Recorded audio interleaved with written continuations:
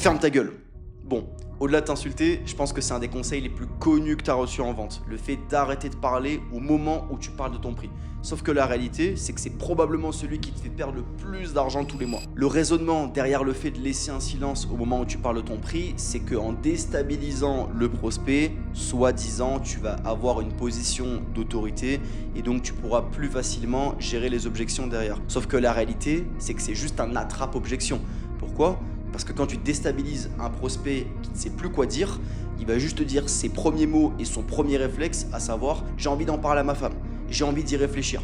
Et je pense que c'est pas ce que tu as envie. À la place, ce que tu peux faire, c'est relancer le prospect sur une question ouverte pour qu'il puisse te dire ce qu'il pense de ton programme et surtout s'il pense que ça va bien le mener aux objectifs qu'il veut atteindre.